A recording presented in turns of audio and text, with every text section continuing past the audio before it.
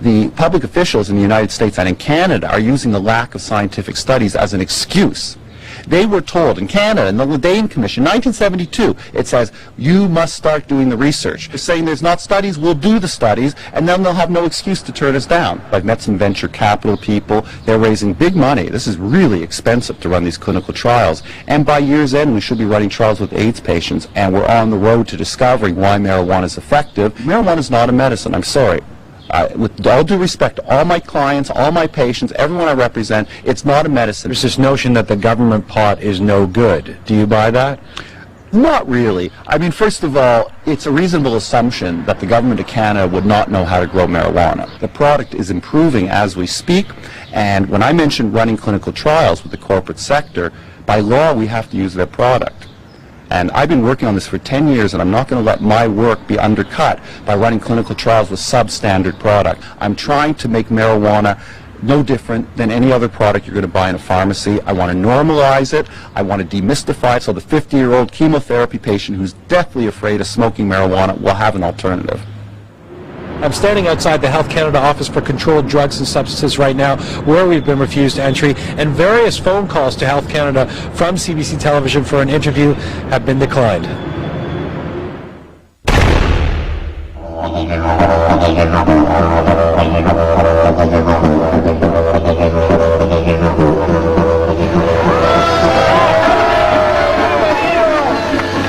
Yeah, hi, I'm Bob. I'm running the champion giant roll of Australia. I've been that for the last 8 years here at Nimble.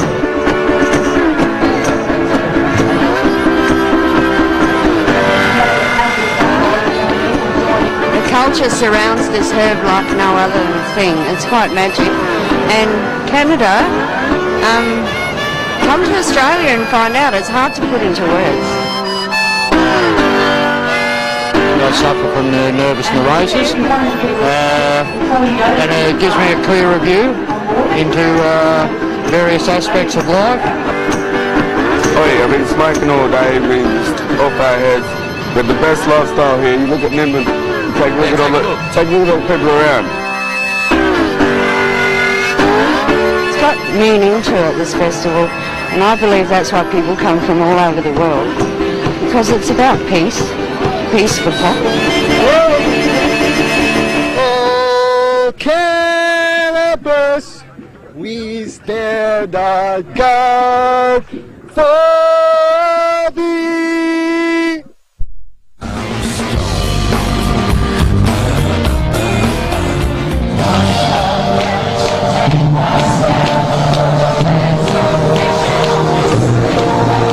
Here we are now in tiny Fort Langley, British Columbia, where this little community has been taken over by Reefer Madness, the set of a new TV movie based on the original 1936 film Reefer Madness, although this one might be a little more intentionally ironic.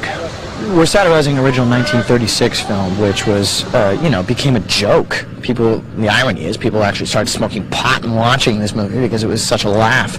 But the movie just, it epitomizes how people will believe whatever they see. They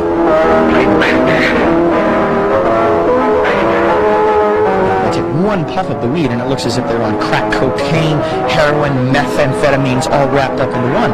And that's not the case. I mean, we all know you basically fall asleep or get the munchies is the most dangerous it can get from it. Are you shooting Reefer Madness in Canada because we're a nation of stoners? Well, I'm very excited about this thing called BC Bud that I hear about. The snowbird sings a song she always sings. You know, I love that's it. Now you'd see that's now you're going back to the pot anthems of your youth. I was so stoned. I love Dan Murray. I used to have a photo picture of her in my wallet. Did you? Yeah. You walked around with a picture of Anne Murray. That's right, and a condom and a joint. I know that you co-authored the musical. Now the TV movie. Why Reefer Madness? We thought it would be funny to write a show about singing, dancing potheads. But then we found out that there was a lot of politics behind it, and it sort of turned into that. You know, we didn't write the play to kind of like, hey, legalize it. We really wrote the play to make a larger point about propaganda and misinformation, and just marijuana was a really convenient example of that was kind of fun. I'm not that much of an activist, but I just hate this situation in the States so much with this particular administration just being so tight-assed and idiotic and arrogant and bullying, that this is something that is interesting to me. This is kind of sticking a finger in the eye of authority just a little bit. Well, marijuana is a lot of fun for a lot of people in this country, but there obviously are some deeper cultural and political issues at play. Think about it. If you really ultimately wanted to resolve this whole political discrepancy, either 2.3 million regular Canadian pot smokers would need to stop, or the laws need to be changed. One thing's for sure, whether you're for legalization or decriminalization or criminalization, marijuana is your weed of choice. And in case you're wondering, it is still illegal in this country. I'm Jian Ghomeshi. Don't bogart that joint. Cannabis, our homegrown native plant. The true favorite plant with growing up still on the rise from West Van to Langley, from sand to make from cannabis $1 million tax-free.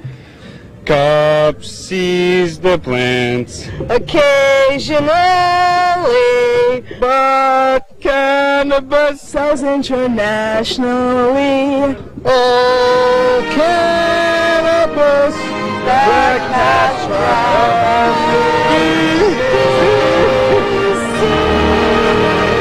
My nickname is the token black guy because I'm always token on something.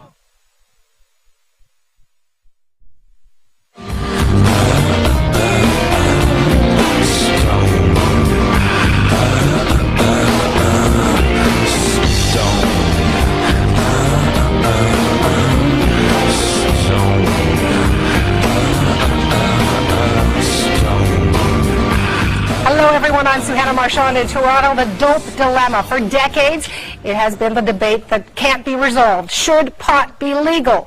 We continue our program, Play Goes to Pot, with your chance to weigh in. The question, is it time to legalize marijuana? Call us with your opinion. We're at 1-800-481-NEWS. That's 1-800-481-6397. Or maybe you're online. Send us an email to play@cbc.ca. Joining me for this next hour, live from Winnipeg, Jian Ghomeshi. You have left me. What is up in Winnipeg? My only regret being here is not being next to you. It's heartbreaking. I'm always happy. First of all, I'm always happy to be in Winnipeg, one of my favorite cities. Friendly city, disproportionately cultural, given the size of the city. But I'm actually here at the grand reopening of Custom Culture, which is, as you see, the culture behind me, is cannabis culture and pop culture shop that is one of the largest in Western Canada. And we thought it would be a good place for me to come from, if you know what I mean. It is certainly colorful, Jian. Thank you. And so are you, Johanna. Hey, you know what? Before we get to our callers, let's give you some information. How many Canadians like a puff of pot? We've got some facts throughout the program for you. Studies show that about a quarter of us have tried cannabis. 325,000 Canadians use marijuana every day. And on a larger scale, here's something a United Nations study shows about 147 million people worldwide use marijuana. And you know what? It seems we're pretty liberal when it comes to pot use. Here's something else. Nearly half, 47% of Canadians say marijuana should be legalized. 70% of Canadians approve of decriminalization. We'll talk about those differences. And 92% of us approve of marijuana being used for medical purposes.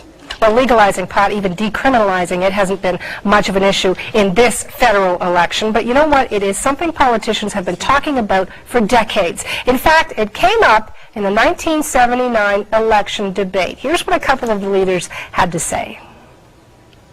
We've taken the position that it should be decriminalized, but that's it. We are not, speaking for myself, I'm not in favor of encouraging the use of marijuana, just frankly as I'm not in favor of encouraging the use of alcohol or smoking. I agree with Mr. Broadbent on this. The principles are the same, and I agree with Ed's assessment of do we agree. We attempted, Mr. Arond attempted even in this last session of Parliament, to see if we could get it passed in 1 or 2 days, and the creditors said no. Different faces this time around, Jian, but you know what? It could be deja vu. 25 years later,